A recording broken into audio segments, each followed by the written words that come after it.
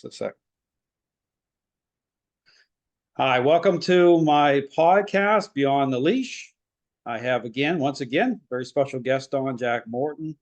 Again, during the first podcast, talking about Jack's incredible journey with Kaiser.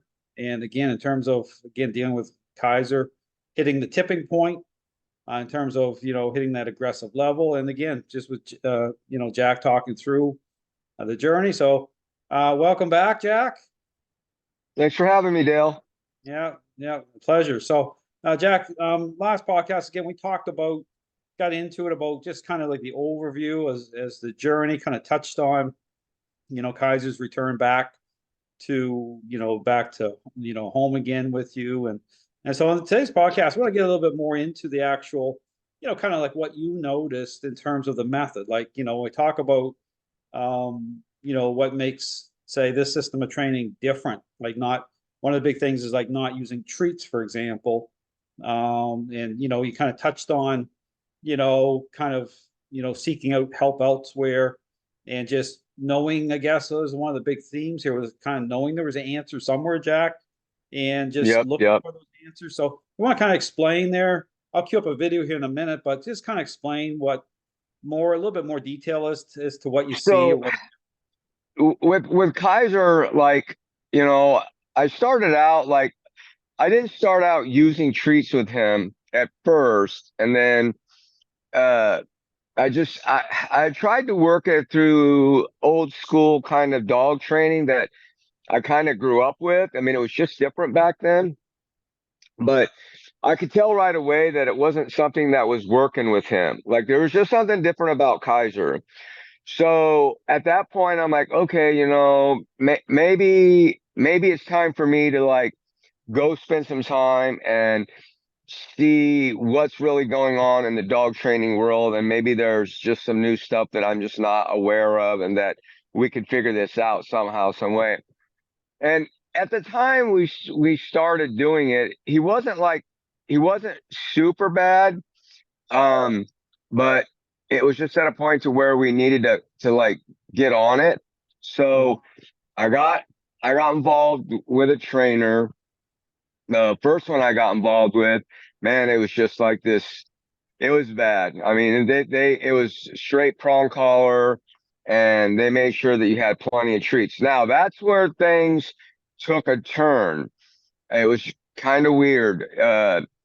The It was like there was something there that just went off inside his mind as soon as we started doing the prong collar and the treats. The treat thing just amped him up. Like it was just a situation of like putting him, giving him crack. I mean, and it's just kind of one of those things where that was just what he was about. I mean, the dude was always like a hungry dude. So the treats just set him off. And then there was always this struggle and fight with device driven things. But Mhm. it just seemed like the more we introduced treats to it, and I went through a few trainers. So before I even got to you, I don't even know. I've probably been through 4 or 5 different trainers. And the funny thing was about those trainers, every one of them boasted that they were different and that they trained differently, Mhm. but that wasn't true. They all Mhm. were device driven. Uh, they were all treat based. So it was like treat, prong collar, e-collar, choke collar. Like they like loaded the devices on there. And I think with Kaiser, uh, I think that those things being introduced like that, uh, was a betrayal to him. And so I think that for him, and feeling those things, uh, and that by using the treats, so it kind of offset it a little bit. Mhm. And he just kind of overlooked it. But then I tried to move away from the treat thing and then just strictly work through the device driven. And the device driven thing, it just that really just seemed to make him angrier and Mhm. just make him more unsettling. Mhm. So then I got away from that kind of stuff and tried, okay, I'll just try the treat thing and see how that works out. Um, Things were okay, but he was just very driven about that. And it really it wasn't about us. It was more about that process of like, uh, what do you got for me today? Like, Mhm. it's kind of Mhm. like having that kid that's just, you got to bring a present every day, or Mhm. there's Mhm. no interaction on the right levels. It's not true. And that was one of the things I just couldn't understand with him was it just wasn't, it didn't feel true. It wasn't, and it wasn't relational. That's where I learned the real key to your style of dog training was that it's very relational. And so once we did that, and then once we started moving into that relational process, then that changed everything. So we Mhm. moved away from the collars, we moved away from the uh, treats 100%. Um, and well, really, we even took away all his prey drive activities. So I removed those too, because those seem to kind of make things a little more edgy too. Sure. So one of So the things, Jack, not the, but did it feel different though? I guess the thing is because so much about training is like motivating a response, like using something, a treat. I guess did it feel? How did it feel to you? Like this system of training is about, I talk about the relationship being the motivator, right? So, when you start to use a leash and start to engage, start to, bring, control into the equation, start to, influence, a response differently in terms of, well, you just got to have to, with Kaiser, well, you're just going. How did that right. feel to you? Like, what was the difference that you noticed, or what did that feel like? Well, I like with the other stuff, there wasn't a realness to it. There wasn't Mhm. like I said, there wasn't the relationship. There wasn't the Mhm. here and now. There wasn't like the focus that we needed more so on what we were doing and a Yeah. relationship. And once we moved away from that, and it wasn't right away because it was very different for him once we moved away from those things and moved into your system. I think for him, it was like, he knew that things were about to change and it was going to be this change, uh, on a completely different level, something that hadn't been done and hadn't been tried. But once we worked it and once he understood it and once he realized that we were really taking that journey together and we were building that relationship, uh, he became more in line and he became more of that follower that you're looking for. I'm not saying it was for him, it was 100% perfect, but it was definitely a huge improvement and things were definitely a lot better and getting better. And it was funny because people think that dogs are not like device aware, but I'm going to give you a little instance here. And it's not even so much about the device itself as it is the place of the device. For instance, when I was down there working with you and he was doing what he was doing, everything like was coming online, everything was like solid, like looks good. Yeah, yeah, yeah. Giving it to me. And I'm like, great, this is Mhm. perfect. But now here's the tricky thing. So we leave your place and we Mhm. come back home Mhm. to this environment. Yeah. So what's he think? He thinks, oh, I'm home now. So everything's going to be back to the way it was. Yeah. So Sure. he was aware of that process, but what he didn't realize is that's not how it was going to be. And Mhm. so we just stayed on course with the script.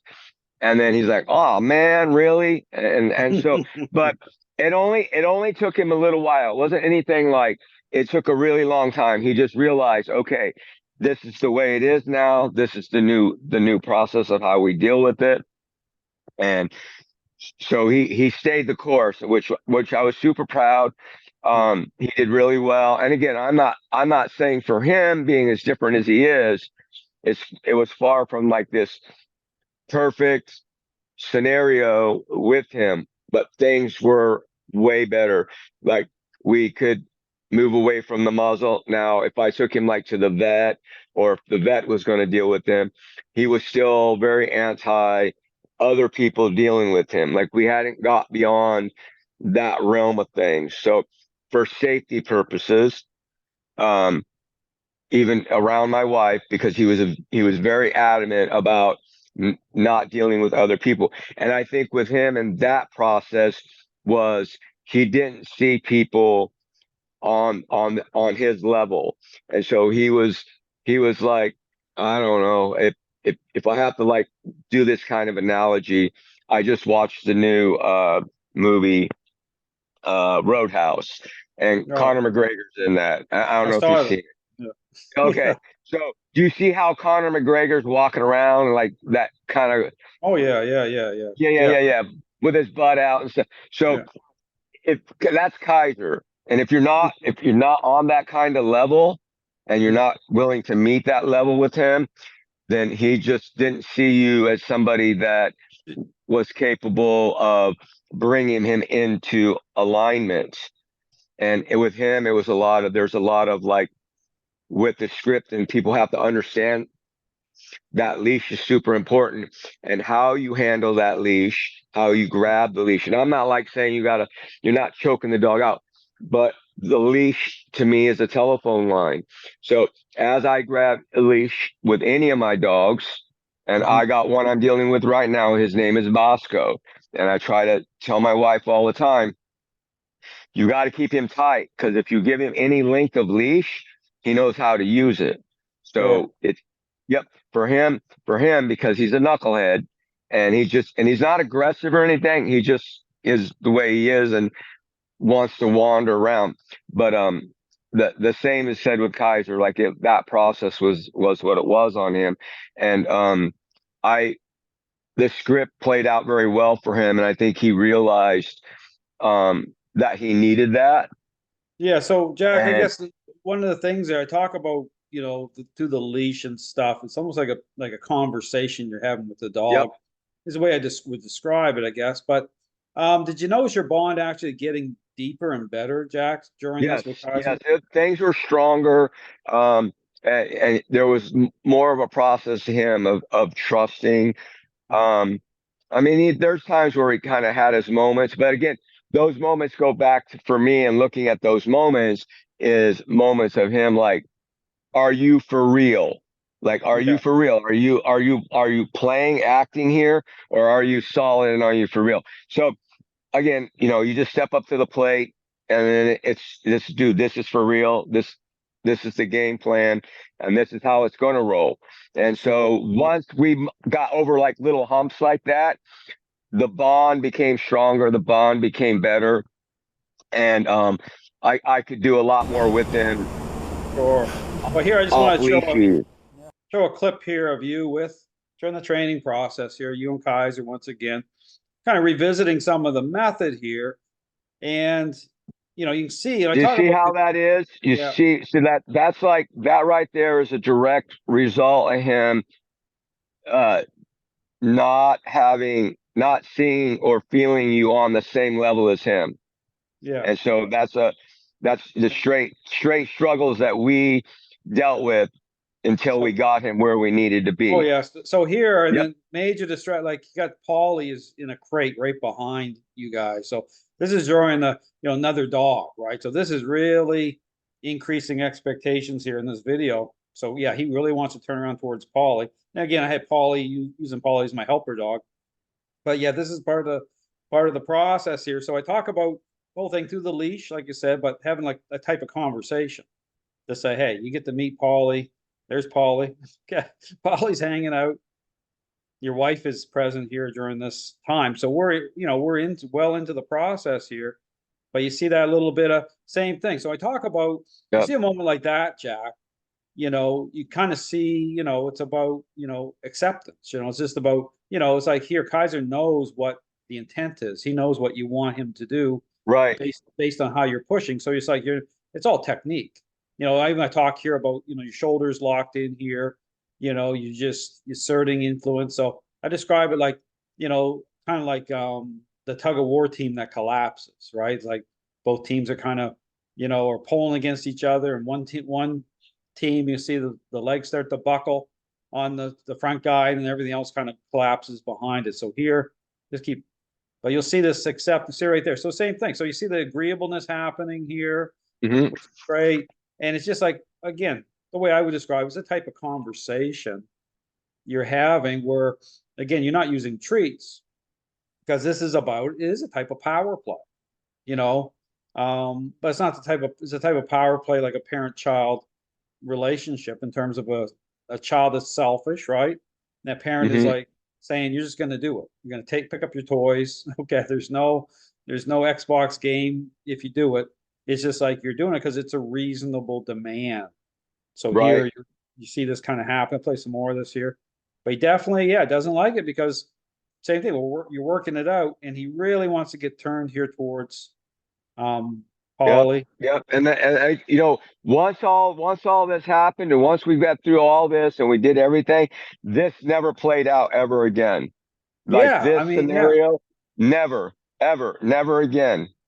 So right here, yeah. So it's just about being real. It's like you're working through, and that's why I talk about, coming out on the other side. Like that's why I talk about training itself in terms of what it's become. This issue about, using bribing dogs, and the inability to be able to work through a relationship problem the right way, and having that type of conversation, like a parent-child conversation, where it's like, hey, we're gonna get through this. It's like you're doing it because you do love your child. You're not doing Right. it because Right. you're angry, or you're mad, or you're trying to create undue conflict. But the thing is, I talk about this, there is going to be conflict though, because Yep. again, based again on the fact that Kaiser had gained a lot of control in the relationship, and now you're reversing course. Same thing. So very good. So And yeah, I was here, I mean, I was very emotionally invested in him. Like, oh yeah. so I've learned through that emotionally investing. I Mhm, mean, I'm emotionally invested in all my dogs. I mean, don't get me wrong, but mhm.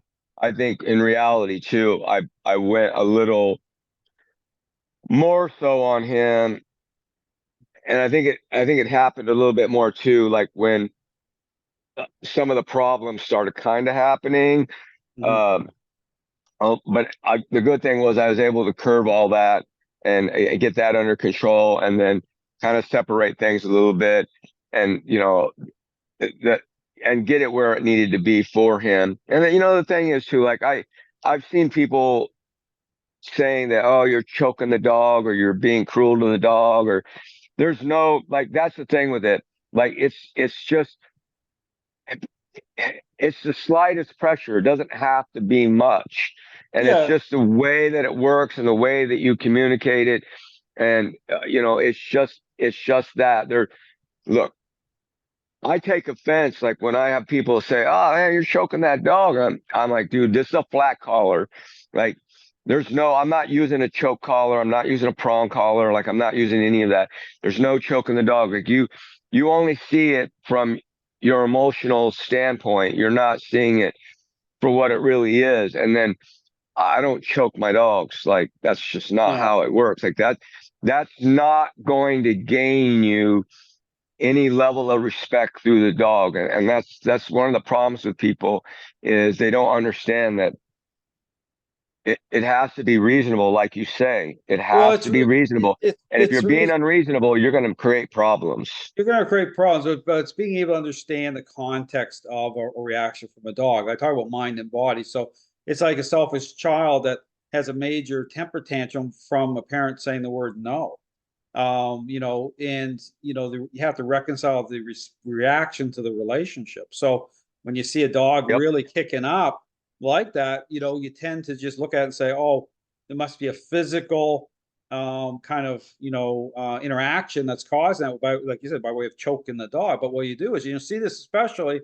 In fact, interesting. I had a comment from another trainer who's really, looking at my stuff and saying, Dale, it's incredible what you said about younger dogs, especially dogs that are very young, that have gained a high level of control in the relationship, where they will scream, they'll twist, they'll turn, they'll freak out, and you're barely even bringing any level of influence over the dog at all.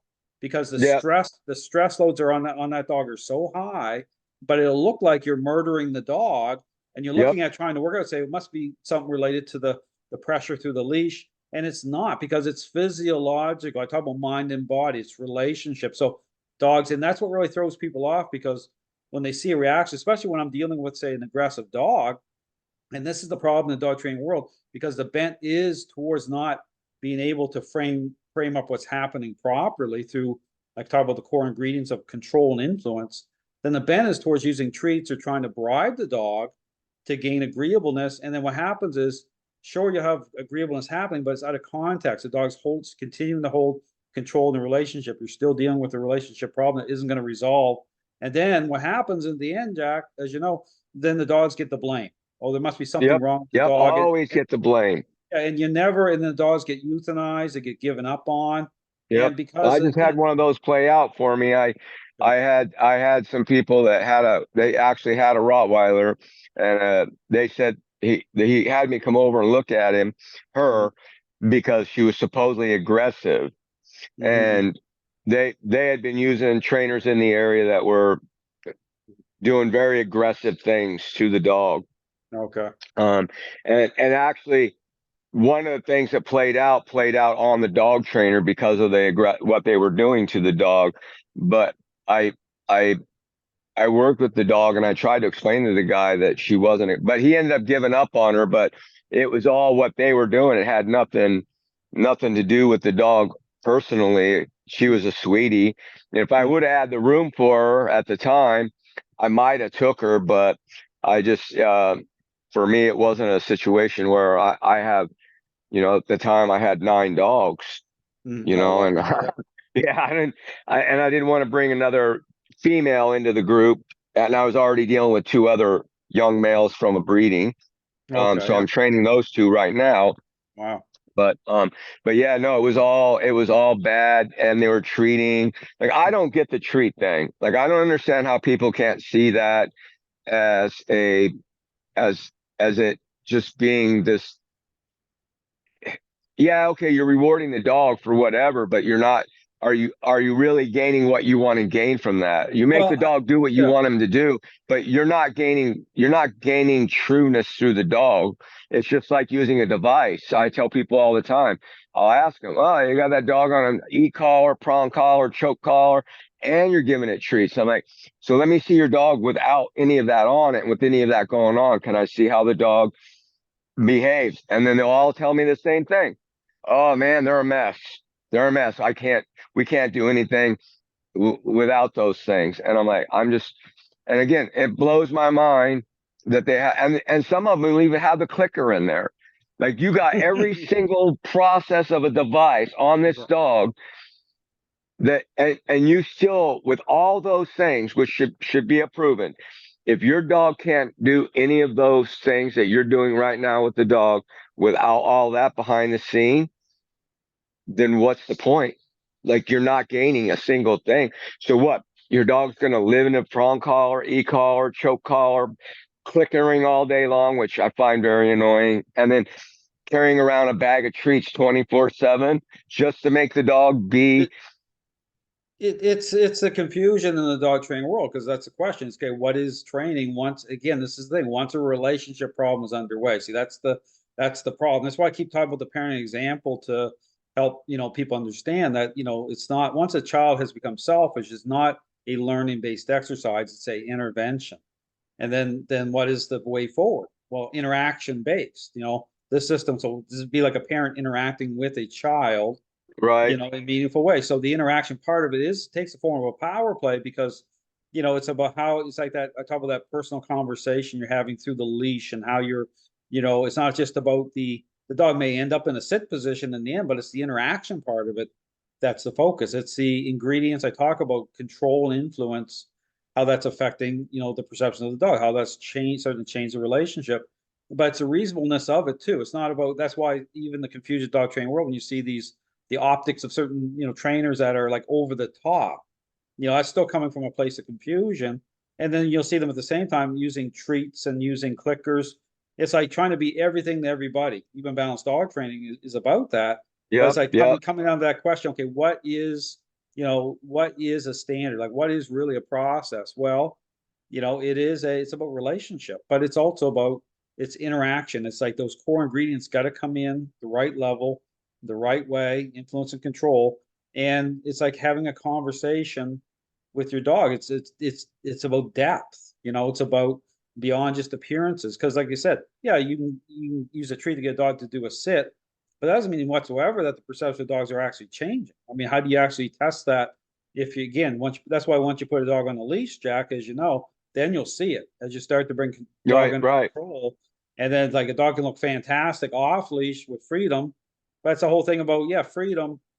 But again, motivating response, because the dog training world has just become so appearance based, so superficial. It's become just about, let's just get a dog to do a sit down, come and stay, and assume that those responses can be trusted, which is nonsense. Because the question I would say is, how are you even establishing that you can trust those responses without actually, with those core ingredients? It's like that. right. Like you go back to that parent example, Jack. Take the garbage out because you're the parent, versus take the garbage out and here's $100. Yeah, It's like, but then what changes everything is once a child's already selfish, and then you're like, then you're relying on that response that way. Then you got problems, because you have to understand about the current state of the relationship. Once a relationship problem is underway, it changes everything. You have to engage for what it is. I mean, that's the bottom line. But right, very interesting, because right. again, you offered up some great examples of what you've seen, because your experience is such, Jack, that you've come from that place. Like you've been through the mess of the dog training world, so to speak, with Kaiser, and Kaiser being that type of dog that really kind of revealed that there's major problems, which is Yep, interesting. yep. Yeah, there was major problems. Like I actually had posted up a video a long time ago, and I had when I had posted up the video, it was of Kaiser, and I had put him in a down position, Hmm. and it was he was in his kennel. I opened the deal and I made him do a down before he came out, Hmm. and and and so the down was a non-trusting down. It wasn't the right down. It wasn't under the right. Uh, it was under his control, Yeah, that's right. 100%. Yeah. Yep, yep. So it was under his control. It was his down. It was his what he wanted to do. And so I had to say, give him the okay, down one more time. And then he gave into it. And there's a video on that. And you can see him give into it. And, Hmm. and then that's why I'm like, never trust those kinds of things, because if they do it on, if that dog is having the problems that they're having, and you just go by certain things and you're not really aware of what's going on, the dog Yeah. can still be in control. Like with a treat, you, Yeah. you give the dog a treat, doesn't matter. You're giving him the treat, but in reality, the dog's getting what he wants. He's getting a treat. Okay, yeah, he might appease you. Okay, whatever, dude. Give me the treat, and I'll do the thing you want me to do. But I still got the control, because you're gonna pay me to do this. And with Yeah. your system, the payment is just the relationship, building the relationship, taking the journey. And again, this isn't an instant gratification system. And that's Hmm. part of the problem with the other setups is everybody sees these guys doing what they're doing and the dog complying very quickly because they're device driven, food driven, whatever. They're using those things. So yes, the dog complies very quickly. Hmm. The pet owner thinks, oh wow, man, that my dog's never done that, simply because they've never used that or used it right. Yeah. When that dog complies, then they get sucked into that whole thing. But at the end Hmm. of the day, it's just that it's very superficial. It's basically like a Hmm. car full of Bondo and then painted. I mean, it Yeah. ain't metal and it ain't solid. It's just straight Yeah. Bondo. So it's Yeah. it's just it looks good, but it ain't really good. Yeah, well, speaking of So yeah, looking good, speaking of looking good here, you see your wife Becky walking yep, Kaiser, and how great this looks in terms of her walking. And play some of this, Jack. And now you're actually, again, Kaiser's back home again. You can yep. see how, even with your wife handling that. Now you're actually speaking here, actually giving her some guidance here as she's moving with Kaiser. So Becky's working Kaiser this morning, changing it up on him some. Set him. Yep, keep that. Yeah, really perfect. I mean, you see Becky doing that leash, just a little bit of a nudge, and you see that inwardness, Jack, where Kaiser's Yep. just turning his head into towards her. So again, when you talk about, I guess this is a good example of this, Jack, as terms of what is tangible, like what, you talk about the method making sense in terms of what you're looking for. Kind of tell me what this looks like to you in terms of what is happening. Well, I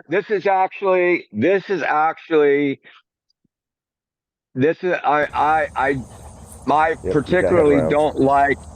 Yeah, All right, I go don't ahead, like move him. the way his head positioning was, and Yeah. then the licking of the All tongue right, now I'm gonna because have you set him uh, again and put him in a down. that was shady, and he Yeah. wasn't Move him over here onto the having that rock head again. like Set him that out that way. to whatever. He didn't like being handled by her. Oh, okay. So that was him looking up at her like, oh yeah, you're lucky I got a muzzle on. Because he does have his muzzle on, and I didn't, Good job. All right, moving forward. I didn't have her handling him like Nice and that quiet. without it because I was the only one that could do that. But we're working with him to do this so that she could handle him and make him do things. So we got him to a point to where I let her, when he didn't have muzzle on, she could call him in or whatever and feed him and stuff like Move him that. over here onto the rock Um, again. Just set him but out that everything was way. very controlled with him, with her. The last thing I ever wanted him to do was to hurt her, Yeah, so I guess or I guess anybody. I guess that's a great thing in terms of your level, because here you're actually taking the role of a trainer here, Jack. Yep. You know, with actually having that level of insight, right, to be able to know, just in terms of Kaiser, what Becky needs to be doing, which Right. is like that came through the training process itself Yep. in terms of your, just the level of experience that you had. So right there, you say, well, you already knew certain things about where Kaiser was at. So looking at that moment there, Jack, how would you say that was different from even before we met? Like, having that level of insight or the ability to see things that you didn't see before without, say Well, for example, she wouldn't have been handling him. yeah. That wouldn't have been the case at all. Like that never would have happened. Like it was just, that would have never happened. And so, um, she, she didn't really start handling him like that until after we, had Hmm. came down and dealt with you and Yeah. trained out like that. And then because once we did that, I really then it allowed me to be way more in tuned, way more focused. And that because we took that journey and we were building that relationship. So I was able to be completely focused in on him. Hmm. Hmm. Hmm. And so it helped me to know exactly what I was looking for and those kinds of things. And so, like I said, that look where he looks like up to her, that's that. I mean, I'm right there. So, but he didn't flash. So that it was a good sign, but it wasn't a good sign. So I just knew what was there.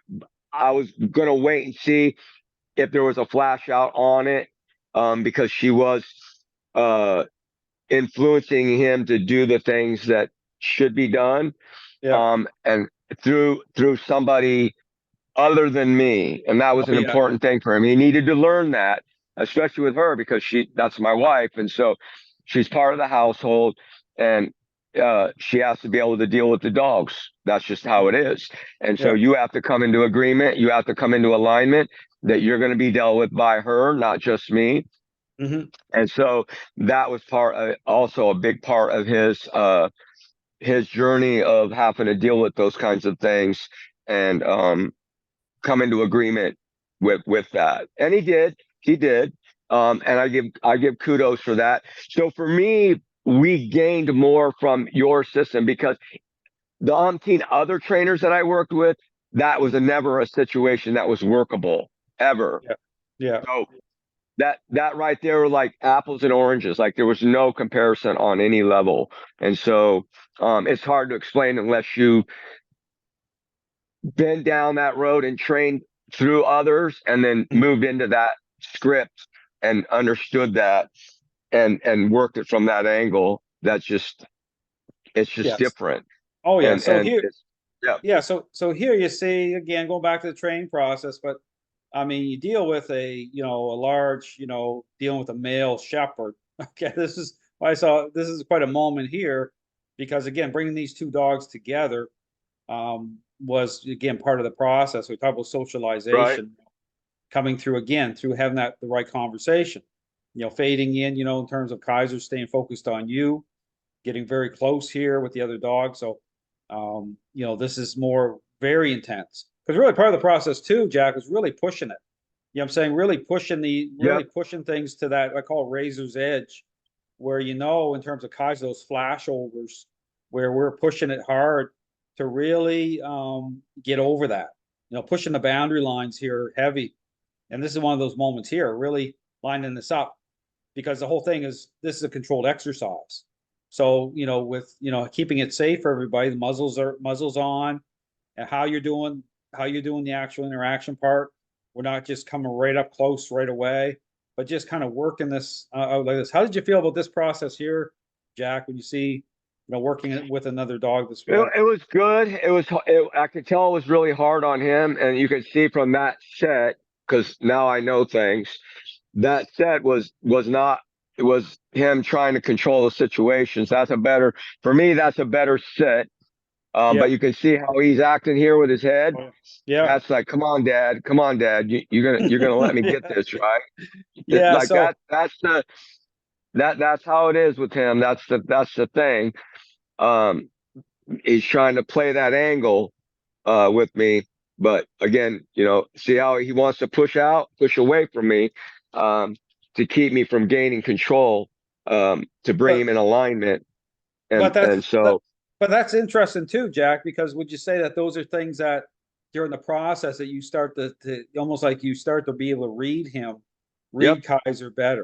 You know what I'm very saying? much so. Any dog Yep. with this, with the script, if you spend the time with it and you do the right things and you follow the right process with it, one of the main things you're going to get. You're going to gain that process with your dog that you really, really, really can read them on Yeah. all levels. And it's not even about his body. It's not even about whatever. It's about there's a feeling that's coming off the dog in general, and you just can feel that. But again, though, you have to get yourself to that point to where that bond happens. Hmm. Um, but if you're just going down the motions with your earbuds and listening to music, being whatever, you're never going to really gain that. And so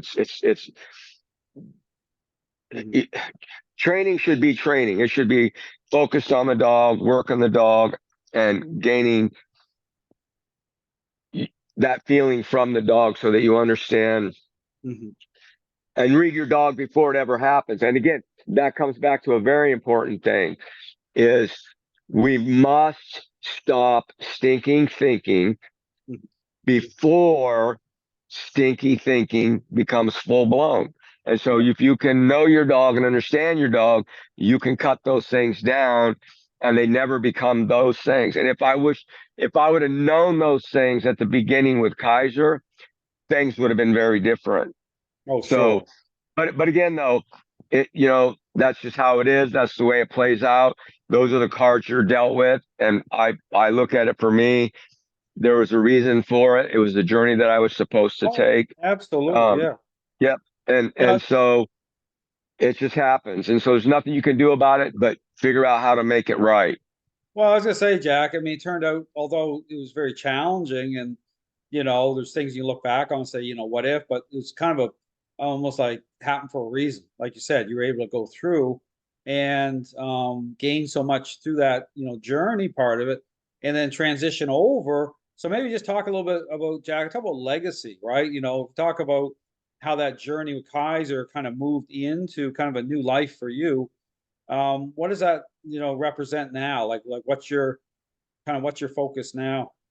Well, now, I mean, it doesn't matter. Like for me, the script is the script. Like Yeah. it's used in my everyday life as far as Mhm. my dogs go on a regular basis. So I start puppies out as soon as I have puppies personally.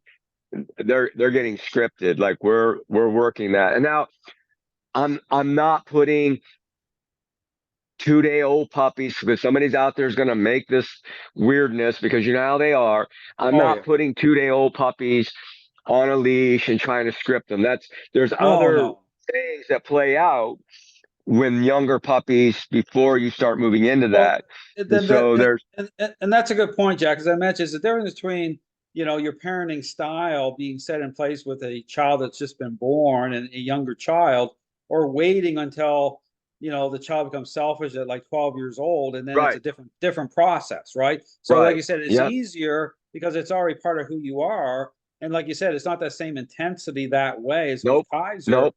because it's like you're starting off from the developmental just as the dog is. So Yep, just part of your kind of ways, just part of your interaction, but not, yeah, not that, yep. not at that. Even like I have a couple older females that are young, a little bit younger than Kaiser, but got around the same time. As soon as I got to start doing the script and started working that, they all started getting it. And then they Mhm, all changed. But again, though, their level of what they needed was very different than what Kaiser needed. Every dog in my kennel right now, all 8 of them, all get handled very differently. Nobody gets scripted like Kaiser. yeah, And yeah, I yeah. can step up to the plate and I can move it in that direction if I need to. Bosco, one of my males, he's definitely a stronger dude and he demands a little bit more. So it's definitely, but he knows like when I reach low on the leash and I really get a grasp on the leash, he reads that. And it's funny because he falls in line, stays by my side. He Mhm, walks with me, no pulling, no goofiness. But if you are up off of that edge of that bottom leash, then he knows that. And he's not, and again, dogs are opportunists. And so they're reading things on you mhm, as the individual owner. And so those are the things you need to be aware of. And again, that's where the script comes into play, is it allows you as you move through it to really be able to read your dog, really understand what's going on. Just like when I have puppies here, I can read them. I know who needs what. I know the direction they need to go. And so I'm directing them from a very early age. And then as we move through and they develop, I up the ante a little bit. yeah. And then I just continually do that. And I install no in puppies, and then I work them on going out to the bathroom. They get leashed up. So Sure. all my clients are getting puppies that are ready to go. Really, they know the leash. They get collars on them. They understand all that in the way I need to for them. And all my clients are like, dude, what's up with these dogs? I've never had dogs like this before. Like Mhm. so compliant, Wow. so Yeah. so good. And I'm Mhm, like, well, that's the way I like them. And so mhm, again, that's through the scripts. That's how I live my life now with all my dogs. I'll never own another dog that won't be involved in that. mhm. Um, I I think for me, for the most part, the most important thing about it, yeah, you get compliant dogs, because they are what they are when you do Yeah. that. But I Yeah. think for me, it's more the bond that develops between you and the dog. It's more because I think they get it and they understand that this is a love thing. Yeah. And the relationship just develops so nicely. Again, you're not jerking on that. You're not doing mean things to the dog. Yes, No. the dog must comply. I'm sorry. At the end of the Yeah. day, you're dealing with an animal. They must comply Yeah. and you must make the dog comply. Mhm. And I've found out of everything I've ever done, this is the most humane, safest, nicest way to make the dog comply without being a complete maniac on a dog. Because I see that all the time. I had that play out. I was taking a dog to the vet, and a guy had 2 dogs, and one of them was a good sized bully, Mhm. and the dog was just excited. Like he Mhm. knew stuff to sniff, like super excited, just kind of all over the place. super simple fix. Put him in a set, make him relax, good to go. This guy, it was an ugly scene, let's say. He was really mean, cranking and yanking on the dog, choking the dog, and just doing Mhm. things that I felt as a dog owner Yeah, that's just not workable. And so yeah, I had words with the individual, and it was what it was. But again, the dog wasn't doing anything more than just being a dog. And so sure. people, that's somebody that couldn't read his dog and didn't Yeah, understand his dog because yeah, never put the energy into understanding the dog. And my yeah. dogs get excited. Don't get me wrong. Like, I got a Mm-hmm. female in heat right now. I got two young knuckleheads. They're Mm-hmm. they're where we're getting ready to be where they need to be to understand that. And so things happen. It just takes a little more strength, a little Mm-hmm. more control, Sure. and a little more work to deal with those kinds of things. But again, it's workable, and you're not doing it in a way that I feel is detrimental to the dog's well-being Sure. and its spirit. And that's Yeah. an important thing to me. I want good spirit in my dogs, and I want my dogs to understand that there's nothing but good love here Mm-hmm. and relaxation and those kinds of things. And I think all dogs need that, but you can't get that if you're not understanding the dog. You're never going to get it. Well, And I so guess for me, the I script get works really well. yeah, and I guess that's another question too. You talk about the spirit. You ever found even during the intensity of Kaiser, which again is based again on his level, right? It looked very tyrannical in a way because again everything's got to come together for a period of time a certain way to affect change. But did you ever feel that was like breaking his spirit or drive No, that yeah, I way? think his spirit got better. Yeah. Hmm. Actually, I think his spirit got better. It's just, I think the turmoil part of the spirit Hmm. was tapering off. And that Hmm. spirit that you want from a dog or Hmm. any living entity, Hmm. let's put it in, I was becoming more rational and more understanding and being like, okay, you know what? I can have my cake and eat it too, but it has to be within this realm. And you can have your cake and eat it too. It just has to be this way. And so I think his spirit got better. I think it got stronger in a more positive way. I don't think you're not breaking spirit. If you break a dog's spirit, I mean, Yeah. you've ruined the dog. I mean, that's Oh, just that. sure. I mean, yeah, that's it for the dog. Like you really Well, you've yeah. done really irreparable harm to the dog, and that's not workable in my book. No, no. And In I fact, wouldn't do anything that would do that. And so no. again, I see, and I've read some of the comments some of these weirdos make on your stuff. And again, I can't say it enough. To me, from everything, and I've been down every road of possible dog training you could literally think of. You can't. There's nothing out there that anybody can tell me that is workable other than the script. None of that stuff works. It's just non workable. Now, it might work through breaking of the dog spirit. I've Hmm. seen it, Hmm. but look what kind of dog you get. Well, that's Like just it yeah, literally, yeah. I had one dog come to me. This is a while back now. A pit bull, American pit bull. I was training. Guy wanted to train for protection, and the trainer he'd been to like totally focused on remote collar at a very high level. And this dog was so suppressed that the dog didn't bark. You just tell this collar became like the primary focus for this dog. And so I took that collar away. I just started to bring enthusiasm in because the dog needed to kind of regain their spirit, and that right? came through. It's a whole thing. So I guess that's a question too, Jack.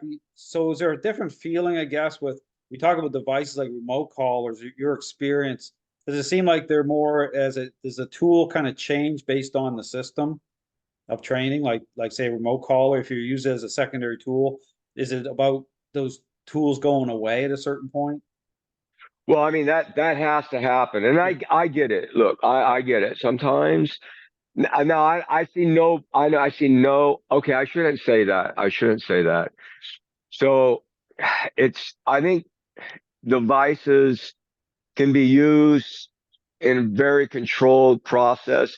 Sure, yeah. At some point, they must go away. And if you're incapable of removing the device to get what you're looking for from the dog, Mhm. then it isn't about the device. It's about the relationship between you and the dog. And Right. I know people don't want to hear that. Oh, my dog loves me.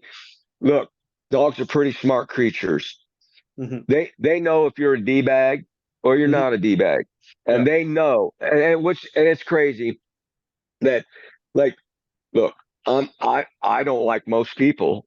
I get along great with dogs, Mhm. but and we have the ability to be like, I don't want to deal with that person. Mhm.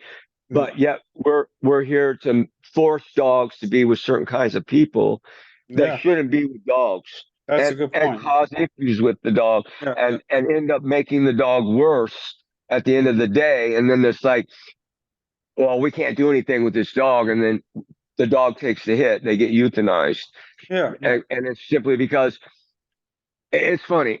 This isn't dog training. I hate to say this. It's really not dog training. This is people training. Yeah. And that's where it becomes the problem when you do that, because people don't want to hear that, hey, I could be a really bad kind of dog owner, and I don't really want people knowing that. Or but yet the dog knows it immediately. I'm sorry, as soon as you get a dog Mhm. and that dog's dealing with you, it knows if you're Mhm. whatever and how it's going to align with you. Mhm. And Mhm. so if you're not at the same level or better level than the dog, then I'm sorry, the dog's not going to look at you the same. It's again, it comes back to nature, and they align with nature. And some dogs have a very high alignment with nature, are very strong with nature.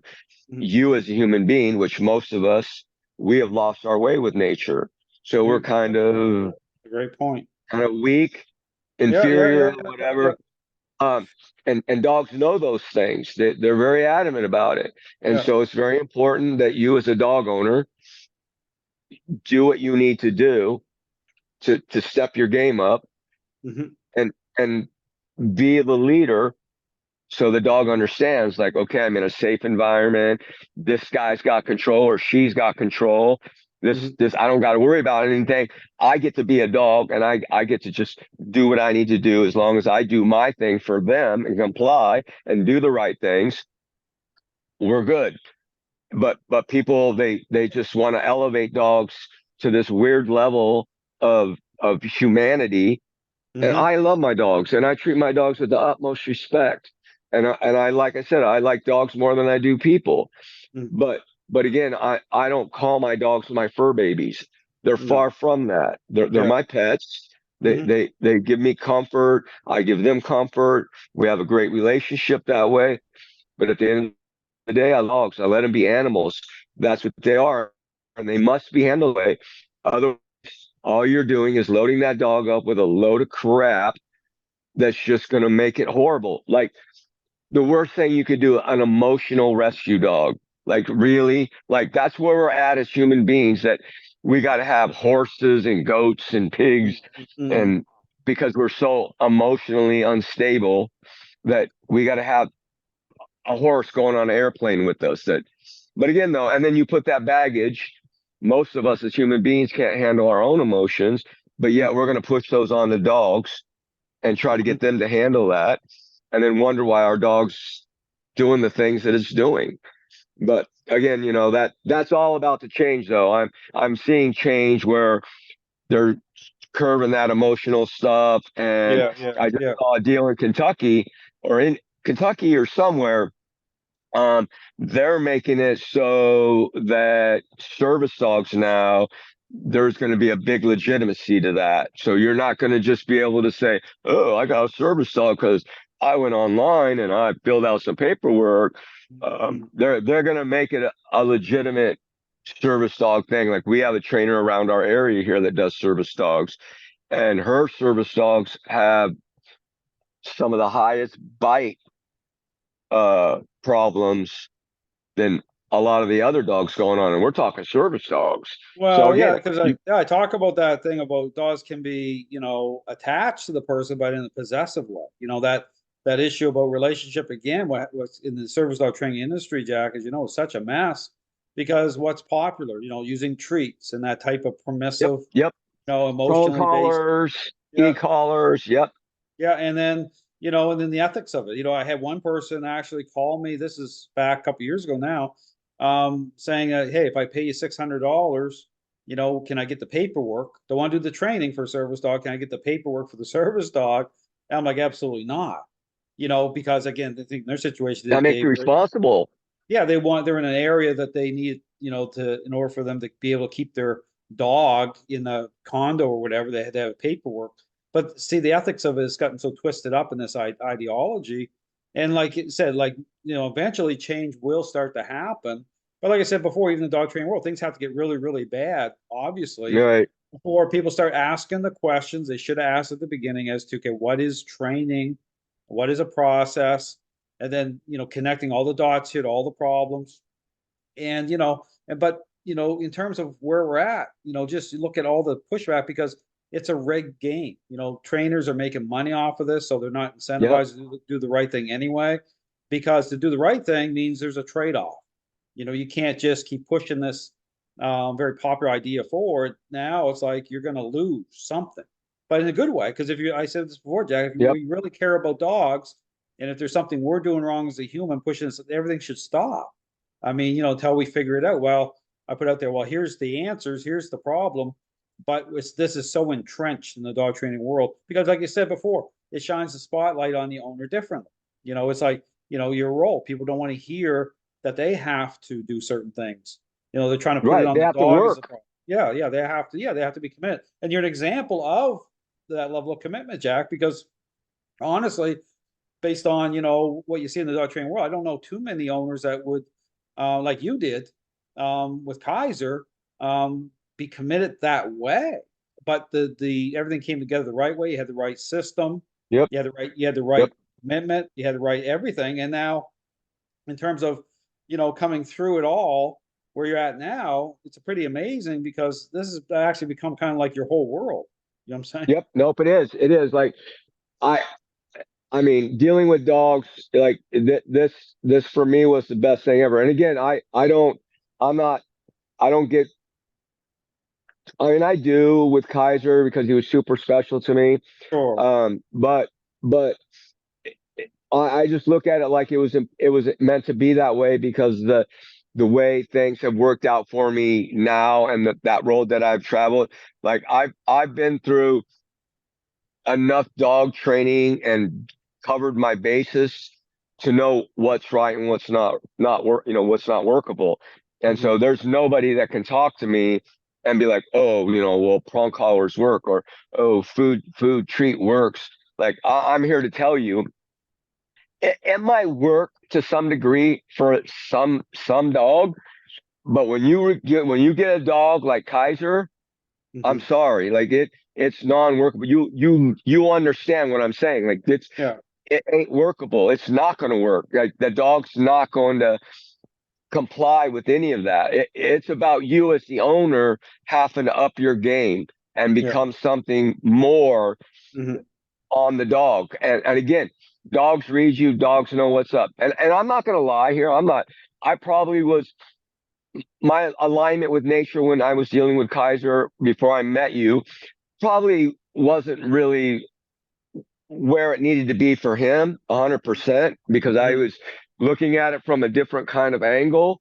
Growing up as a kid, having dogs, like this was the way it was. And so Kaiser was my first getting back into dogs. So I've been really busy with life and things. And so I stopped traveling. And my wife, Becky, was like, hey, I want to get a dog. And I'm like, okay, if you're going to get dogs, like this is the dogs we're going to get. It's just going to be Rottweilers because that's my love. Yeah. And well, Cane Corso, I wanted Cane Corso. Okay. But I'm not made the commitment yet. But anyways, and so we went after I wanted a specific bloodline, and that was what I was going to build Morton Rottweilers off of, and so that's what Kaiser was about. And so we got him from a breeder, and we when we met the breeder and we picked him up, we kind of had red flags with the breeder, but Mhm. I was so adamant about getting the dog. I Mhm. just kind of let that stuff slide. Got the Yeah. dog, and then I really went overboard, emotionally invested in him. Not Probably not the right way to go about it with that specific dog. But again, blinders on, not Oh, understanding. oh Um, yeah, Jack. and then things moved the way they moved for me. And then until I met you and kind of opened my eyes about things, then for me it was like, okay, I get this now. I understand. Uh, I'm gonna readjust everything. I took a deep look inside me as the dog owner. I knew I wasn't blaming him. So I felt I had failed, and so I had to make this right.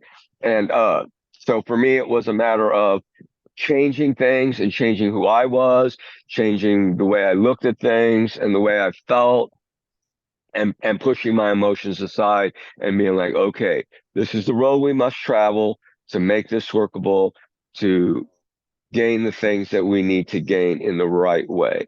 And so that was the journey for me. And so I did those things. So by me changing me, which that's what this is about, really wasn't about Kaiser at the end of the day. mhm. And that's what people have to understand. This isn't about training your dog. It is training your dog, but it's about you changing as the dog owner and putting that effort forward, and then bringing the dog into that journey with you and along with you to make things more workable, and make it more reasonable for the dog, and then the dog gets it and understands it. And again, each dog is different, and so you have to figure that out. And but that only comes through the process of the journey and taking the time. And again, this isn't an instant gratification, and No. so you're not going to see instant changes. Mhm. They're subtle, and then you might get something nice, and then it's 10 steps backwards, and then Mhm. maybe 2 steps forward. And it's like that with it, again, because it's not driven the way the other styles are driven. And so you have to be willing to put that time in. It's a lot of work. I'm not gonna lie, it's a lot of work. And Mhm. but if you're not willing to make that and put that in it, then I'm sorry, my personal opinion, you don't really care about your dog. You're just kind of throwing things into the wind and saying you do, but in the reality, you don't, because you're not willing to make those changes to benefit the dog. And actually, it'll make you a better person at the end of the day. Well, I was gonna say, and So, that leads into my question there. So, in terms of changing you, Jack, like through the experience you talk about with your emotional connection with Kaiser and all that, but do you feel like coming on the other side has just changed you, like in a good way? Do you feel like your thinking is different about your just relationships in general, but with your dogs? Like, do you see the whole thing as challenging as it was? Do you see it as a beneficial in the sense of that type of experience? yeah, I do. I mean, it's super beneficial because now, like, I understand like a lot of things with myself and how I look at things and see things and know how I need to be. Again, I'm not the greatest. I work in people industry. I deal with people all day long. I'm not good. I am good with people to a certain degree, but Mhm. I find people to it's I like dogs, and Mhm. I don't have a problem Mhm. with that. But that's made me better in that realm of things and dealing with dogs. Sure. Um, and now I get it. And so I right now, I mean, I had nine. I just lost a female. Um, Wow. and so I have eight right now, and I actually will do another breeding at some point, probably pick up another female. But for Mhm. me, it makes me, people think I'm crazy. I mean, most people don't do what I do the Mhm. way I handle my dogs. Mhm. So most breeders that I've dealt with and seen, they don't really have any real process with the dogs. They let Mhm. them exercise, they feed them, do things with them. They spend a little bit of time with them, but there's really not those kind of kennels and that kind of stuff going on. There's not like training going on. Like they're not really training the dog. They are maybe for showing, um, and they don't really care about it. So there's not all my dogs, all 8 of them, live with me. They're in my house. I have a space for them. So they're my pets. They're part of this family. They don't stay outside. They do on nice days. They got their big kennels out there. They can be outside, get exercise. I give everybody their one-on-one yard time. They all get their one-on-one time. Every couple of hours, I'm dealing with dogs. I go out, we do our thing, we're moving around, where other kennels are not doing those things. And so it's given me that insight to make really good dogs. And because it changed me and allowed me to see that and understand those things, um, that's translated to my dogs. And so It, all it, my dogs are amazing. it's probably, yeah, it's like the default setting. That's why, years ago, my wife said, Dale, well, maybe just like, you can board dogs too. I'm like, no, I can't. It's like, it's just inherent to me that, Right, because I know what needs, for the dog, for the relationship to be in a better place. It's like your parenting style is already set. So if I took a dog in for boarding, I would automatically invest the time in that way, because I know that's going to be better for the dog. It's going to be better for right. the human. And so you just don't let things slide. It'd be like walking in and seeing, you just know what you know And that then the this is, owner might not like it. yeah. That's the thing with it. And that's part of the problem because I've dealt with it, and I kind of I have my things about how I deal with other people's dogs. Mm, And I had a lady now. She had 7 mini Dachshunds, and mhm. so they were show dogs. So we were doing AKC showings. So a friend of ours was actually a trainer to help people learn how to show your dogs in AKC. Sure. So this older lady walks in with this mini Dachshund. It's her show dog. And oh man, this dog was a train wreck. And it's just a mini Dachshund. So there's an AKC handler just like traumatizing this dog. The dog wouldn't walk on a leash, period. Hmm. Period. There, everybody was carrying it around, coddling it. And again, that's where, like you were saying, like, it's just kind of like, so I'm like watching it, and the whole time Becky's like, no, leave it alone, leave it alone. And I'm like, dude, I can't. Like, it's not, this dog needs help. And people, Yeah. they need to see that this is not how you need to do this dog. This is what the dog needed. So the owner of the dog got the dog back, and she's holding the dog. And I'm like, hey, can I see your dog? And she's like, yeah, he won't walk on a leash and he doesn't mind and blah, blah, blah. I'm like, can I see him for a second? Let me see what's up.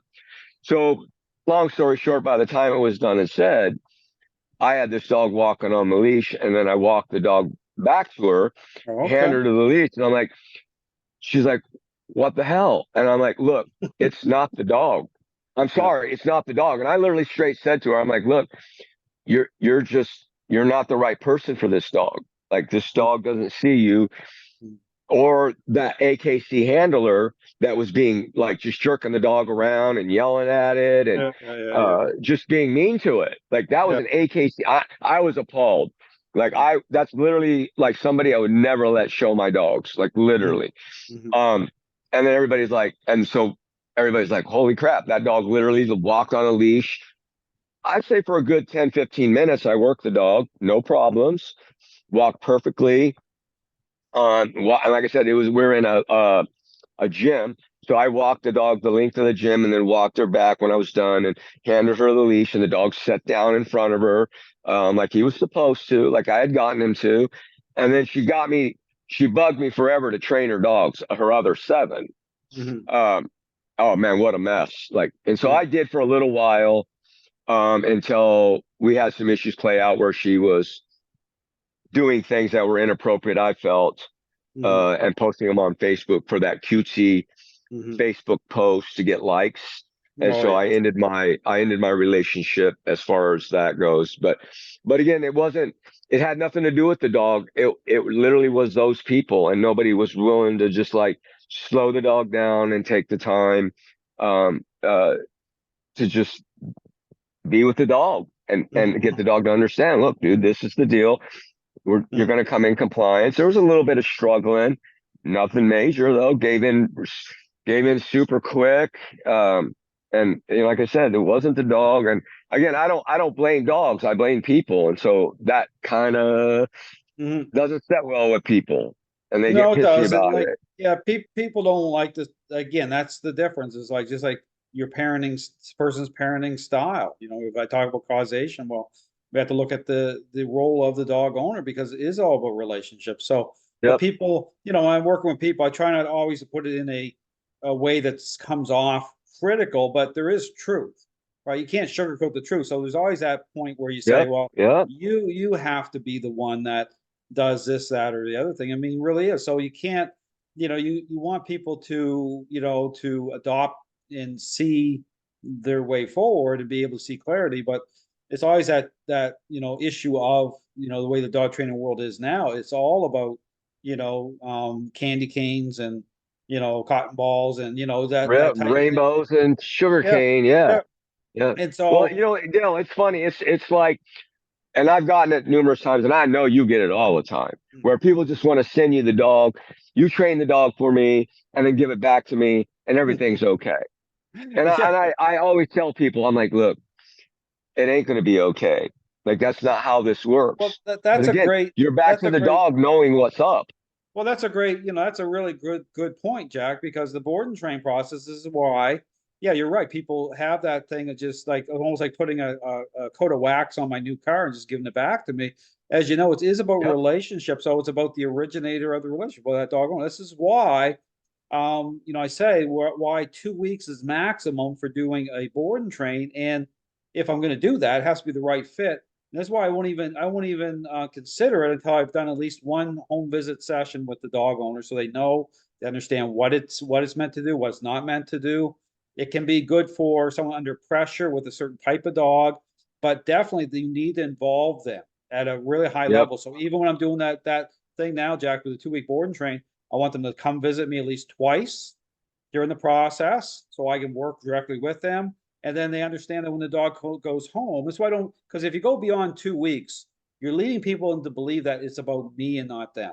Right. So there has to Yeah. be a intersect point because it is really about them fixing the relationship because that's where it all started. And so, you know, that's why I stop at 2 weeks.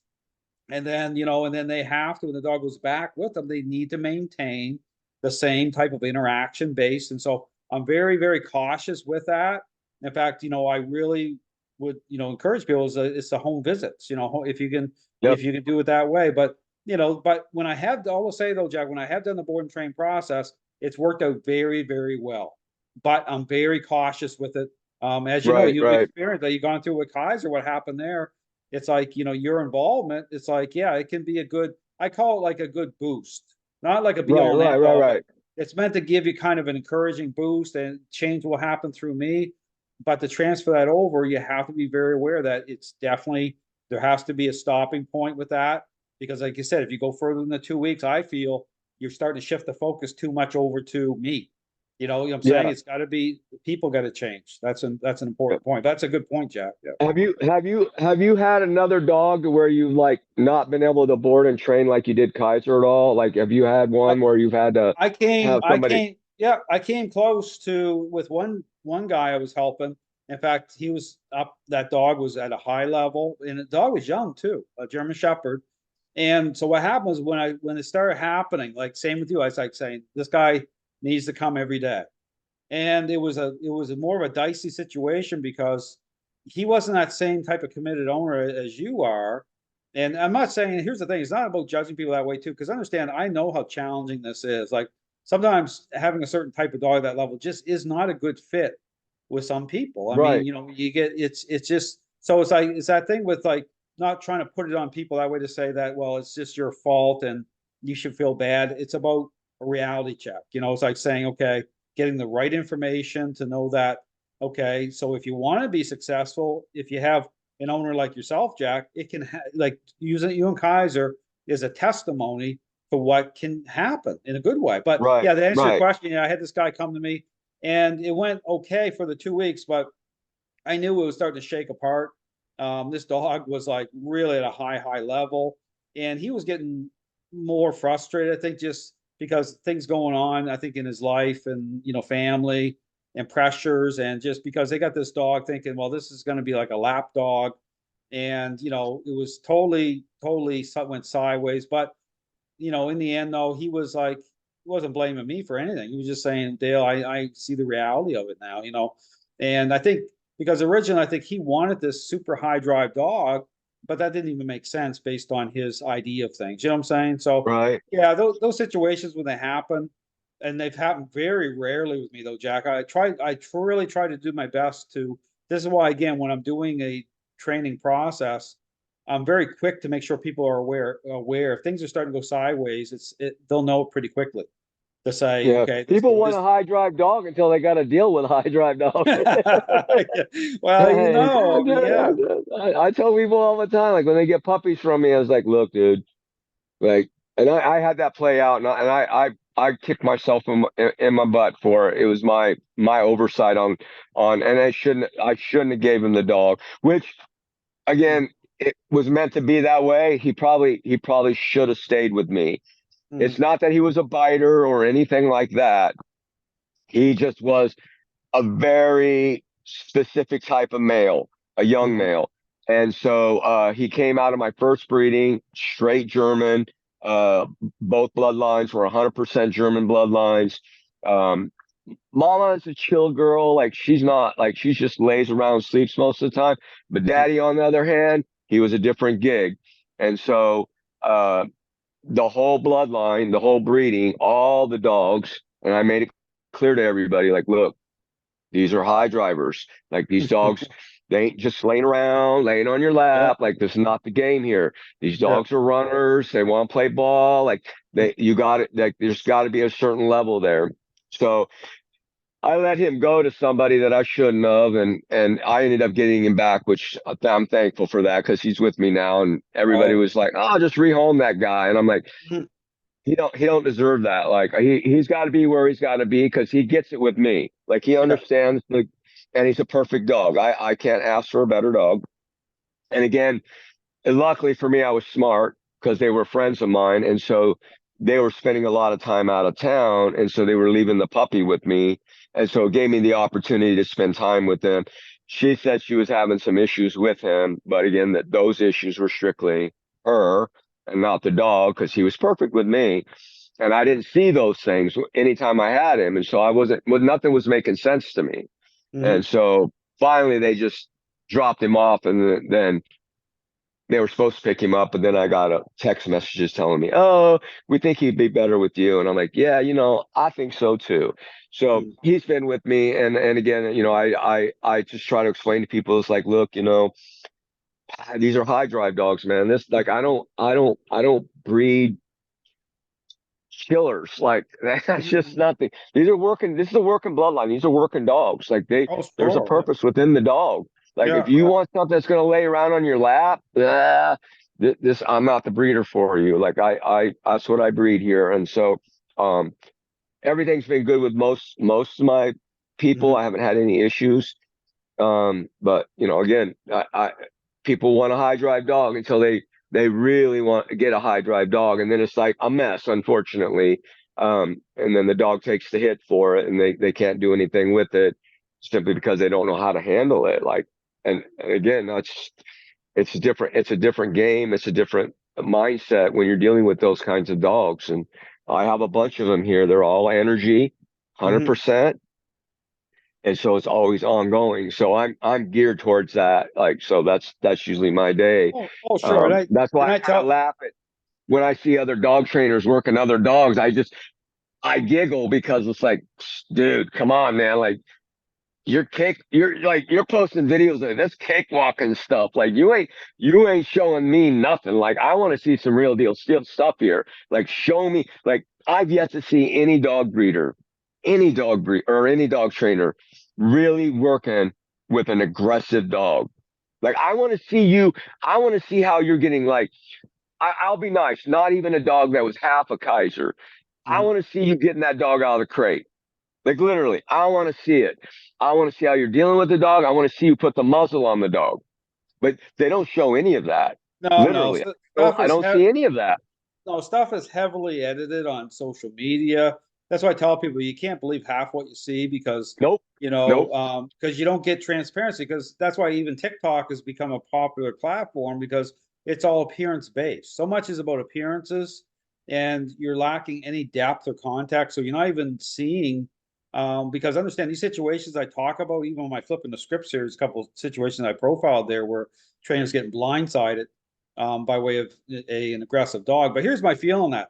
One situation, I'm not going to mention the guy's name, but here on this, but he got blindsided, and I feel strongly he wouldn't have put anything on social media if he knew that was coming, because then he had to try to back. He didn't back out of it, but then he had to try to explain it all away. Because do you think, for honestly, for a second, that any of these trainers, because they're so social media driven, right? They want to put so much on social media, but then one of these situations like Kaiser come up, and now they're in trouble. You know what I'm saying? Because Right. Right.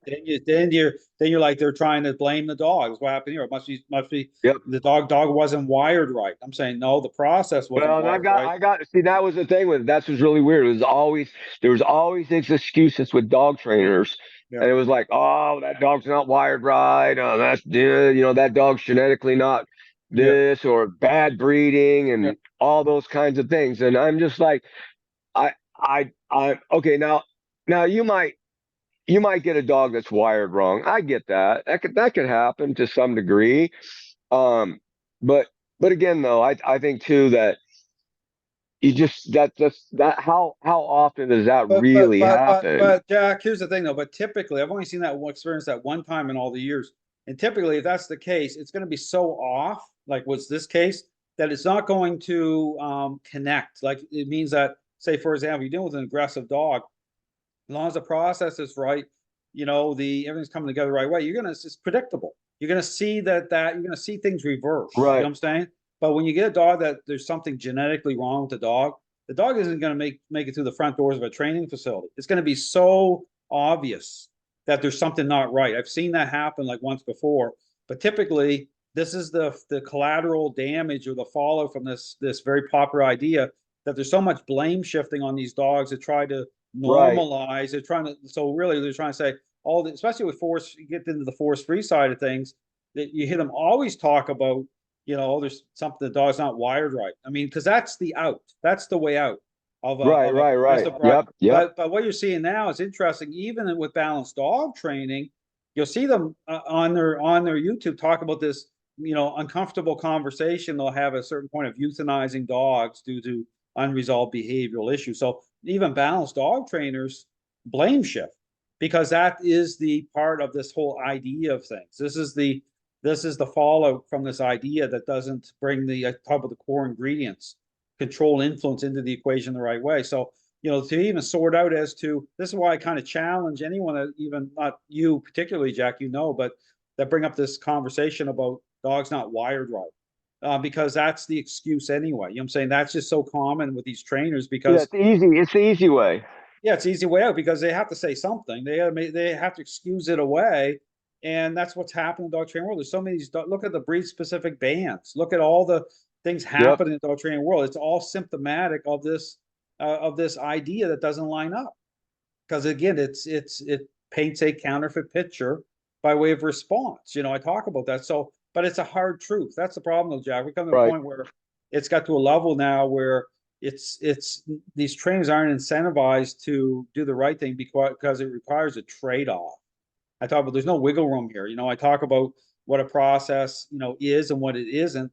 And now it's this culture now that's been kind of created in the dog training world where it's become normalized. You get like 99% of dog trainers out there approach a relationship problem between dogs and owners as a learning-based exercise. And that's the problem. So, but coming through it. So again, this is why, again, your, situation, really want to showcase it because it's really a great example of not just what can be done through everything coming together the right way through to the committed owner like yourself, Jack, the right process. You can see it, but then, really showing it with Kaiser, you can see through the videos, you can see his levels like through the roof. Right. So it's really kind of, through the roof. Yeah, yeah. yeah, he shines a spotlight on, what a process is. But all to say, Like you Jack, couldn't walk him in the neighborhood. You couldn't like we could never. That was like the big no-no. Like mhm. You know, that the crazy part about it was we started out being able to do those things, and Mhm. then things had changed as like I said, as we started using things. Because I'd walk with a bag of treats on me, and again, things just that seemed to escalate Mhm. things, and then uh, it all came to a head when he bit that dog trainer, and Yeah. that was like the final thing for me. And I just knew. And you know, their thing was they had two things to say about it.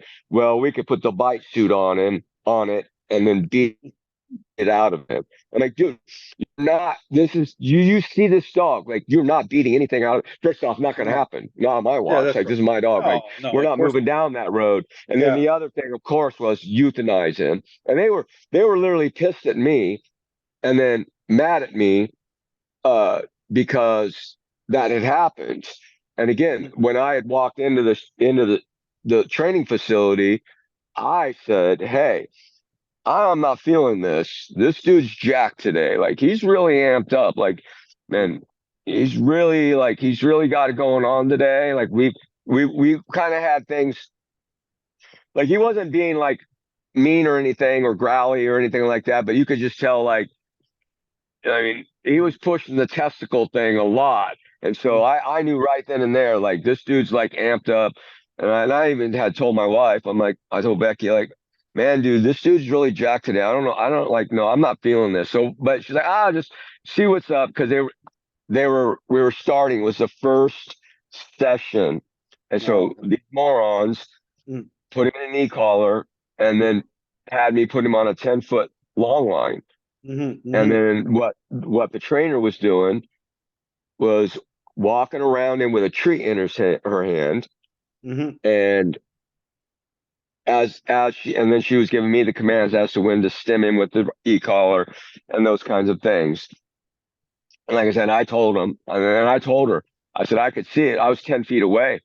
I told her, I'm like, dude, that he's gonna bite you. And she's like, oh, he'll never bite me. Oh, And dude, we literally, I see her reach out as in the video we showed in uh the last one we did where Anthony touches him on the head and he flares. That's what she's doing. She's reaching out, getting ready. Dude, she didn't even touch him on the head. She's just reaching to touch him on the head, and he well, hammered her. and that's a good example too. When I showcase, in fact, one of the videos as part of my flipping scripts here, I was showing this trainer who again was using like letting the dog control manifest, the dog going out on a longer leash, and then he was, giving the dog a little bit of a jerk with the pinch collar. The dog startled, right, having reaction. But then there's the other example I show of, the whole thing with the Tom Davis video being, the dog redirecting on Tom Davis after allowing the dog to do the bite work, right, and then giving the dog correction after. And so that contrast between control manifesting, being allowed to be expressed, and then, like you said there, and then trying to, intercede. And so, yeah, it's like about clarity. I talk about clarity through a intentional way in which you're interacting with the dog that's going to make sense to the dog. This is like Right. Kaiser. And so when you get that kind of hybrid approach where you're kind of intermixing the two, between allowing the dog to express control and then trying to use treats or trying to touch the dog, yeah, it's going to trigger off, because you're dealing with a dog that is at that tipping point anyway. And so Yep. And the that clarity definitely part is, was a tipping point. yeah, yeah. So clarity is even more important. It's important anyway. But then you get into these aggressive dog cases, you're going to see it. You're going to see, because this is where all these trainers get blindsided. And don't get me wrong, I'm not saying like bad things can happen, accidents can happen. I mean, I could Yeah, say, yeah, I get that. you could be tired. Like I've had moments where I've gotten very close to being bitten. I've only been bitten one time in over 30 years, and it wasn't even a dog I was handling. But again, the bragging rights of that to say, I could get bitten today, by accident. So, but here's Right. the problem: is those things are going to happen a lot more when you're, embracing this idea that leaves that door wide open, for dogs holding control in the process. So because that's what happens. So a dog like Kaiser, yeah, of course Kaiser's gonna, you're not going to get away with that. That's the point. Nope. So Nope. yeah, And that was the end of my relationship with those people specifically. And it was funny because we didn't even have the conversation that day. They just told me to take him and leave. But the next day, I had another training session with them. I think it was Bella or Morgan. we were going out there for their training, and I had taken out there, and I was supposed to have some type of meeting with the owner of the facility. Um, and then she avoided me. Like, she avoided me, and then finally she's like, yeah, he really did a lot of damage to her, and this is the deal. And I'm like, okay. So I asked her, I said, so how do we fix this? And then she had no response to me on any level because she didn't know. And so at that point, I literally said to all of them right then and there, I was done. I said, you guys don't deal with these kinds of dogs. Like, you really can't deal with an aggressive dog. And they're like, oh yeah, we do. And I'm like, no, you don't. Because if you're telling me that you're going to put a bite suit on and try to beat it out of him, that's not workable for any dog for any reason, period. And then your go-to method then after that is euthanization, which is not going to happen. I'm not moving down that road, and I wouldn't have. And so I'm like, okay, so I'm done. And so that really made me focus hard on finding what I needed to figure out what was going on with him. And so I knew there was something there. And I personally, on my own, I didn't have the tools. I wasn't understanding what I was seeing. First off, I'd never dealt with a dog like that, period. So I had no clue. And so, everybody's like, just beat it out of him, choke him down. Blah. Like, that's always like the way I guess people deal with it. I don't know. I mean, I'm like, I don't think that's the right No, thing to do. I no, think that's only because going to make this dude worse. well, that's why even to get, I talk about, say, someone like Caesar Milan, with that, pinning the dog down, the alpha rolling. I mean, it will create a little level of change, sure, but you're opening yourself up to get bit. You know what I'm saying? It's always Yeah, about doing it the smart way. What's the smart way? It's about the method. As you know, right, it's like right. because you have to look at it as it's really is a type of conversation that you're having with your dog. It needs to make sense to the dog. Now it will look the reactions right with dogs that say are aggressive. This is the challenge with people that watch certain reactions because it'll bend them towards wanting to bribe the dog, right? Because it'll appear the dog be more agreeable, but you'll never get the relationship fixed. Yeah, There's you don't. moments that Yeah, you're I can agree with that. Like, there's no way. Like, you will not see, and you will not get a good grasping of the true nature of the dog through treats. I'm sorry. Like, all you're seeing is a smoking mirror. You're not seeing the true dog. Like that. That's just how it is, well, and it's non-workable. It's just well, non-workable. I think the challenge there, though, Jack, is and this is entrenched in the dog training community. It's like it's hardwired in. It's like, how can I get this dog to respond? Like that's the wrong way to Instant think. gratification. Yeah, it's like, but the response side of it is like thinking about the trainers think about the sit down, come and stay in a physical way, in a very superficial way. Whereas again, when I'm engaging a relationship problem, it's about those core ingredients, control and influence, right? So the motivator is the relationship. So when Right, you start to use the leash, start to apply control and influence, the dog understands the intent based again on right, how you're engaging. So it's not meant to be overly forceful that way, but because even if a dog goes into a high level challenge, you're locking in, which means that you're not trying to drag the dog. It's all about having a level of of insight and patience, even when you're just how you're engaging, so the dog comes into agreement with the type of conversation that you're having, right? So yep, when I talk about that, it's hard because people will just think about this way, which the dog training world is kind of based on, is this whole thing about, at a response level is like using something, using a treat or using a toy to get a dog to do a sit. And that's, you have to think about, okay, what is a process, but it's a power play, but it's not a type of power play where we're trying to create undue conflict with the dog. It's a type of power play where the perception of the dog are going to change because you're bringing those core ingredients into the process. Like that's the thing. It's hard because it's like it's different, but that's why again having you on these podcasts is great because from your perspective, right? You've been there and done that, Jax. You've been through the fire, so to speak. You've been through the other trainings, systems, and even right. when I talk about trainers, we don't do my flipping scripts here. Understand, it's not about naming names that way. Like I don't get No, I'm into, not naming. Yeah, yeah. yeah, I don't get personal with any of these trainers. They take it, No, nope. they, It's just a road I traveled, and I learned a no, lot. yeah. and that's the thing with it, you know, and like you were saying, like so as I'm dealing with dogs, and I tell people all the time, I'll show you. I mean, I can show you. I can Mhm. show you, and here's the prime example of how food does not work. So when you're dealing with your dog and you want to be doing the dog, show me that dog while you're doing treats in a relaxed mental state sit. Mhm.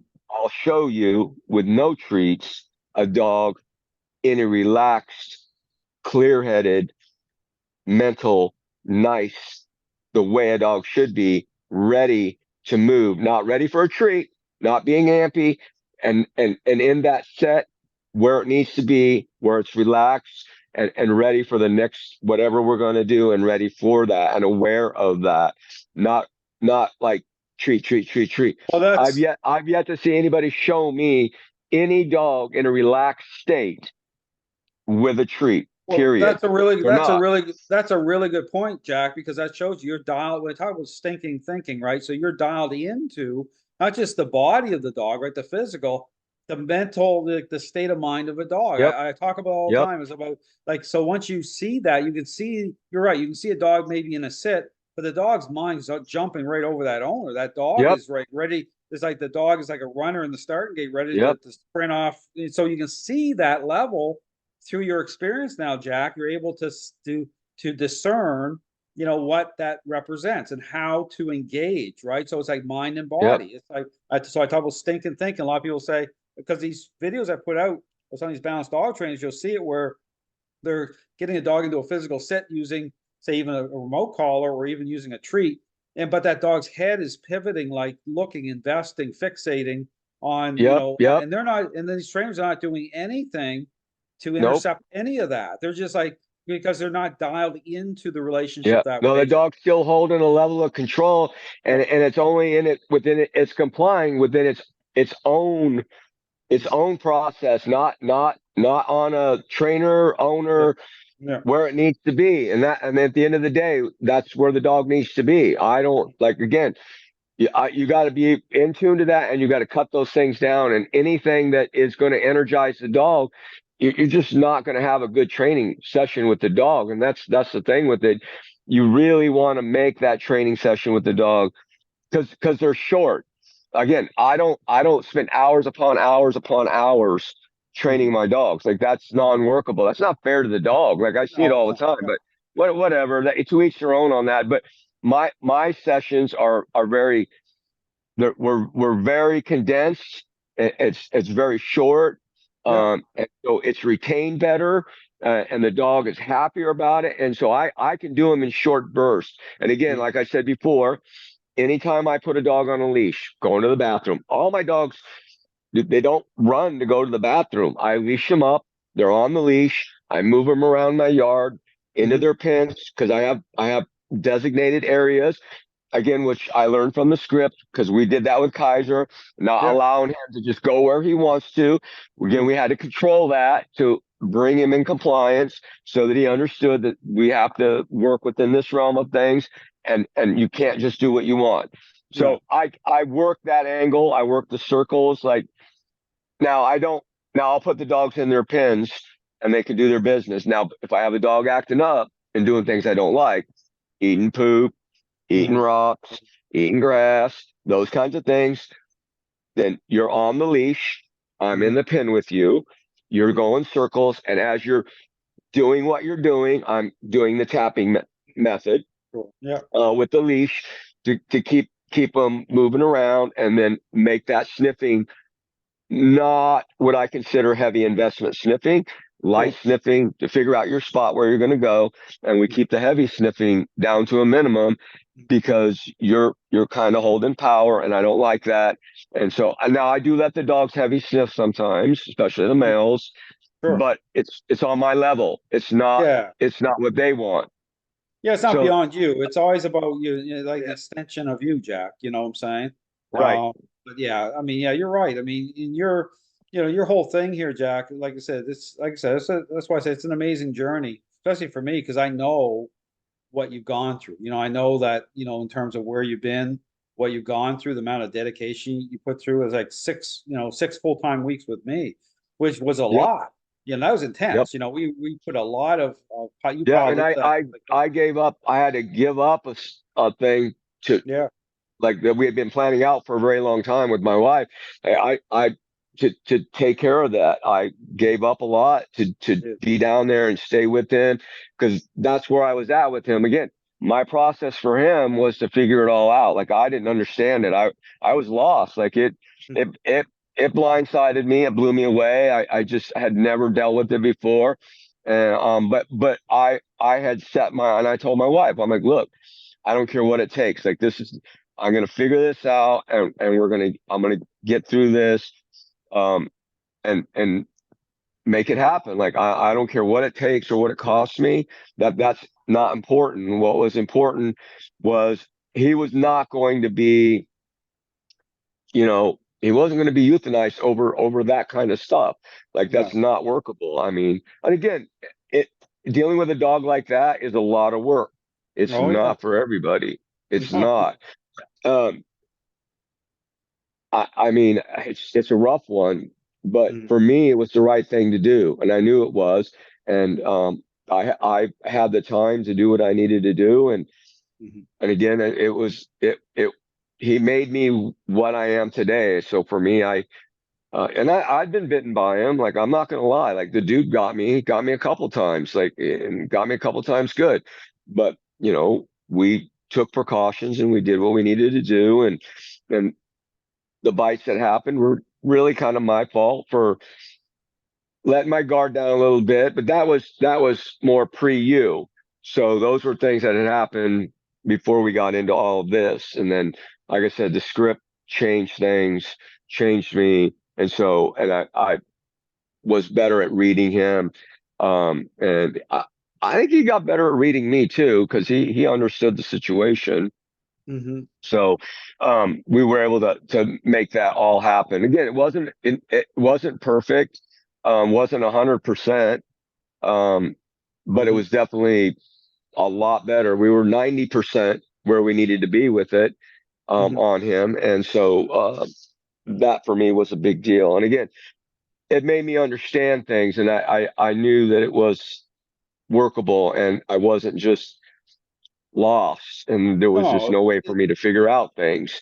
But again, though, I don't know anybody out, because I spent a lot of time looking, and mm, I don't know that there's another dog trainer out there that trains the way you do. I mhm. think I've yet to see one that Well, yeah, this trains is in like, that relational way. well, It's either treat based or over lovey. yeah, that's the thing. Like, because this system, like I said, I started with my first trainer through with the police canine, like with that learning idea, even using treats for tracking. But people ask me how does the system come about? Well, it came about kind of naturally in a lot of ways because it was just like I got to a certain level with Ruben, where it was like auditing, saying, "Well, how did we get here?" You know what I'm saying, and then looking around the dog training world, saying, "Well, Right. what's going on here? All these problems." But so I never fell into that trap that way. Just like I started into the interaction based part of it, Jack. And so when I say this system of training is a original source system, it's because it is original. Like and to be on a level of saying, well, I'm just following the path of nature. You know what I'm saying? So everything kind of Right, fell into right. place That's that it. way. So That's key right there. That's yeah, the key word. it Nature.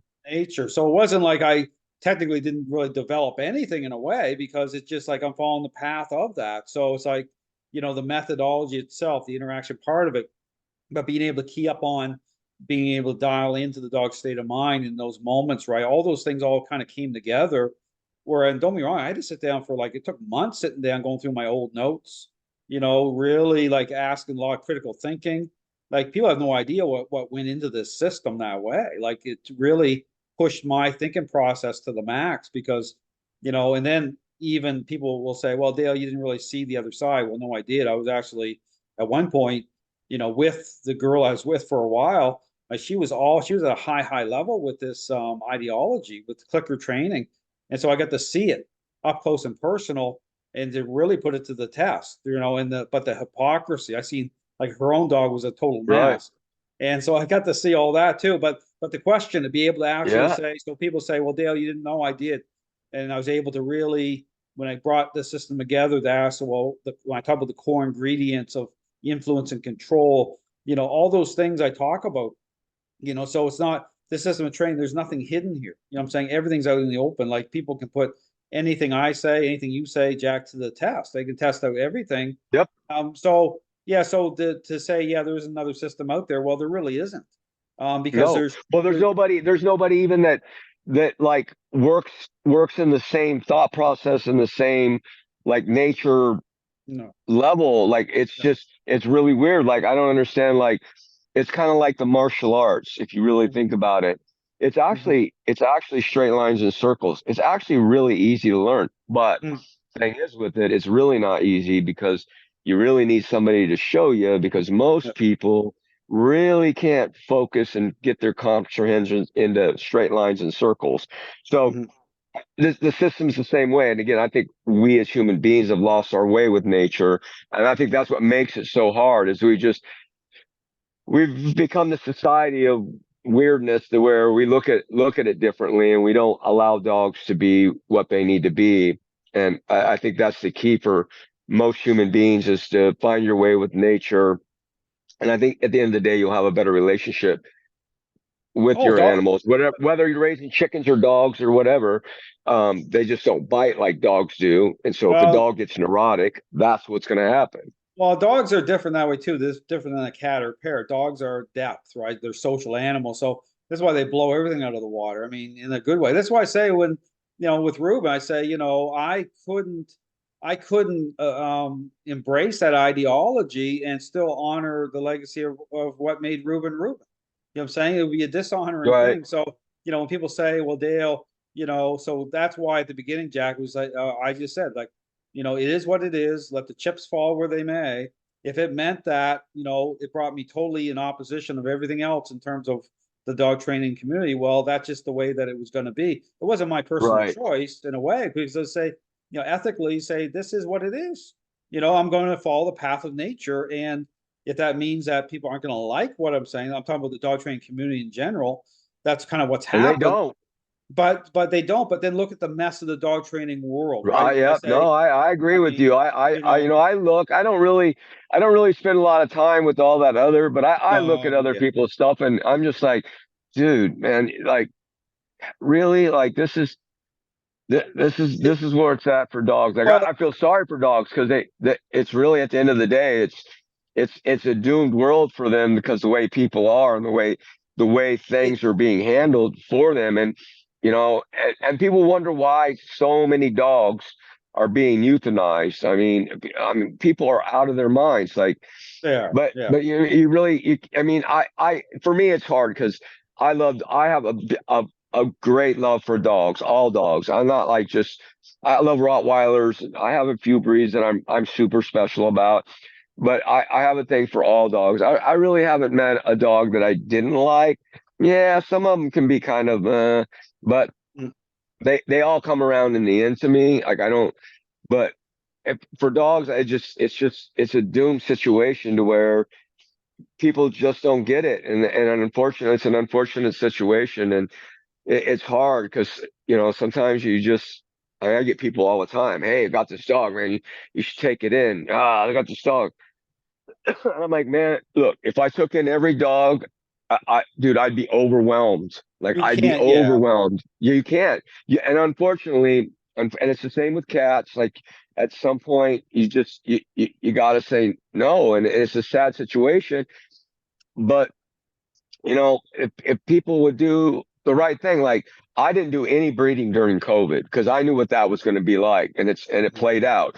All these people got dogs while COVID was going on. They were home doing Yeah. this, so they all got a pet because they needed to feel special and wanted Mhm. somebody to love them. So they got a dog, and then what happened?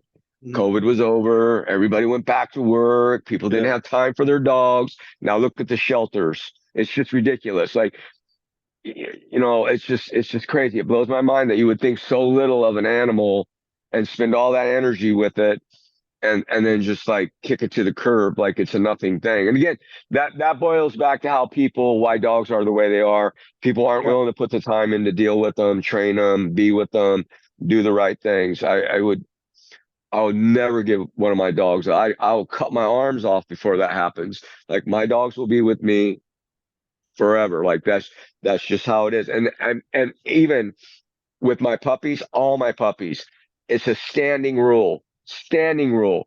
Any issues, any issues. My dogs do not go to animal rescue. They don't any of that. You have to talk to me first. I'll Mhm. figure it out. If I have to take the dog back, I'll take the dog back and I'll deal with the dog. If I need to rehome her or it, I'll do that. But that's Sure. going to be on me.